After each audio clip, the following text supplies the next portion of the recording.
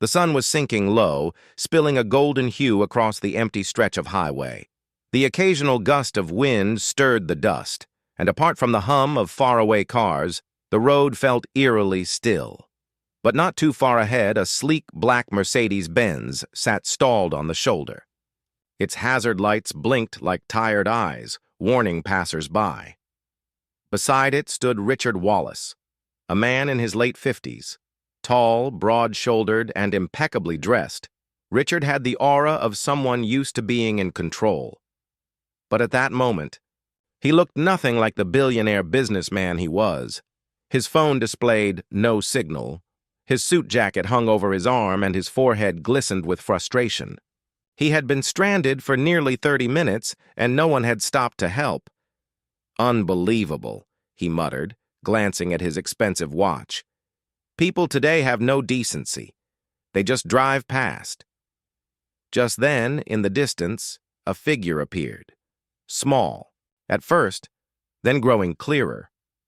It was a boy, no older than 12, pushing a rusty old bicycle along the roadside.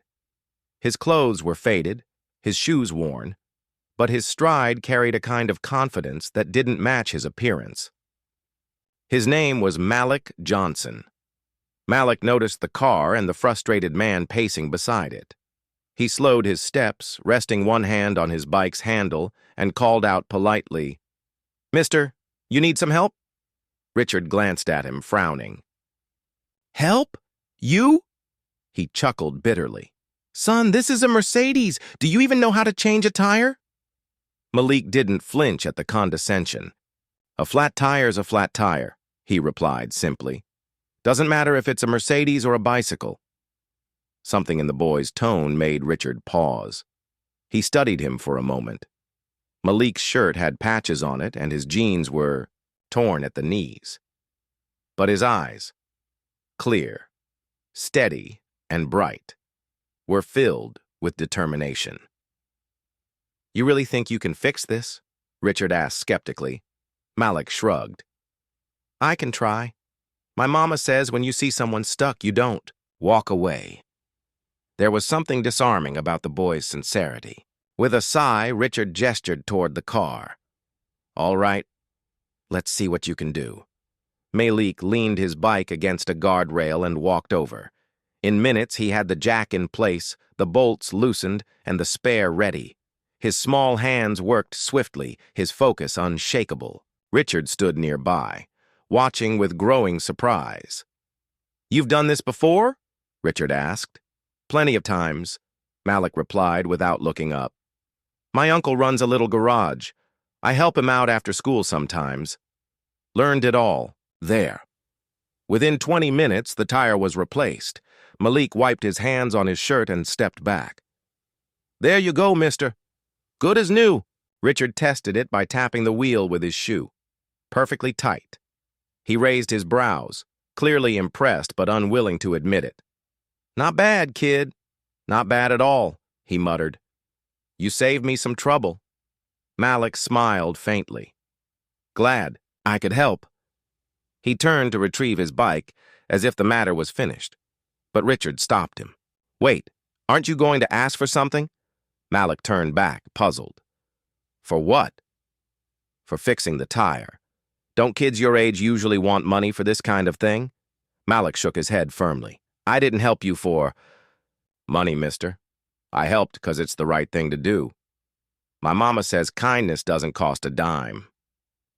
For the first time in a long while, Richard found himself speechless. He was used to people wanting something from him. Money, connections, favors. But this boy, he wanted nothing at all. Richard studied him silently, curiosity replacing his irritation. Who was this kid? And why did he remind him so much of someone he once knew? Little did Malik realize this one simple act of kindness was about to change his life forever. The next morning, Richard couldn't shake the memory of the boy. He was back in his penthouse overlooking the city, sipping black coffee, but Malik's words echoed in his head. Kindness doesn't cost a dime. It bothered him. Not in a bad way, more like a puzzle that refused to be solved. Richard Wallace was one of the wealthiest men in the state. He owned hotels, restaurants, and luxury properties, but his wealth had also built walls around him. People saw his money before they saw him. Strangers smiled at him, but their smiles always came with outstretched hands. That boy, though, he was different. On impulse, Richard decided to find him. It wasn't easy. Malik hadn't given his last name.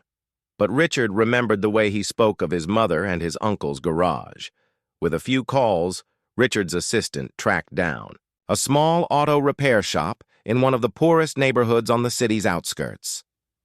Later that week, Richard's black Mercedes rolled into that very neighborhood. Kids playing basketball stopped mid-game to gape at the luxury car gliding past cracked sidewalks. People stared from porches. Malik was outside, sitting on the steps of his uncle's garage, working on a beat-up bicycle. When the Mercedes pulled up, his eyes widened. The door opened, and out stepped Richard in a tailored suit, looking entirely out of place against the backdrop of rusted cars and peeling paint. "Hey, kid," Richard called, walking toward him. "Remember me?" Malik's eyes lit up. "The flat tire guy." Richard chuckled. That's one way to put it. Malik stood quickly, wiping grease from his hands. "What are you doing here?"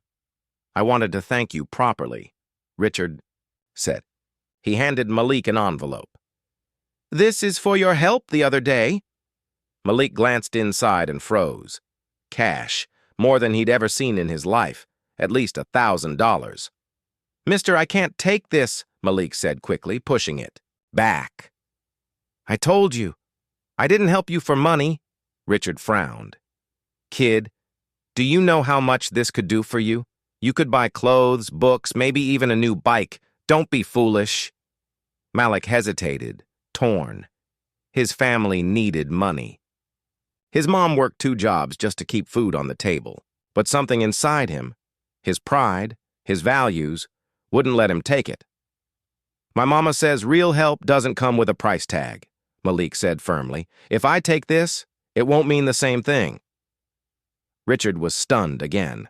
Who was this boy? He wasn't like the kids he saw at private schools or charity events, kids who fought over expensive toys and bragged about vacations. Malik carried himself with dignity far beyond his years. "All right," Richard said finally, tucking the envelope back into his pocket. "But you can't stop me from helping in other ways." Malik tilted his head, suspicious. "What do you mean?" Richard smiled faintly. "You'll see." And with that, he turned and walked back to his car. Malik stood there confused, watching the luxury car roll away. He didn't know it yet, but his life had just intersected with fate. Richard. Wallace had made up his mind. The boy who helped him with nothing to gain was about to gain everything. Here, Richard begins to test Malik, inviting him to places, offering small chances, and watching how he reacts to money, temptation, and difficult choices.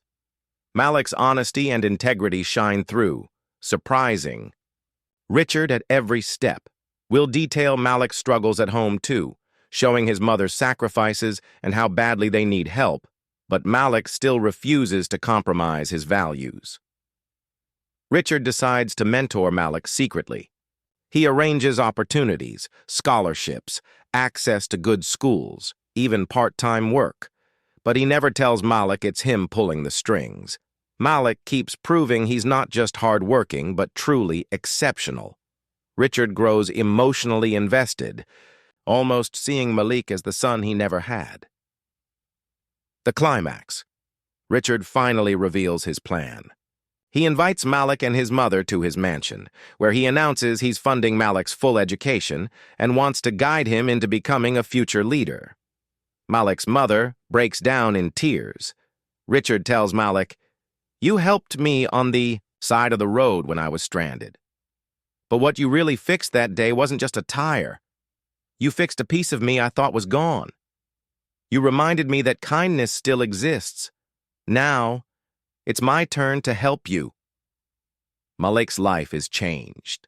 forever, proving that one small act of kindness can rewrite destiny.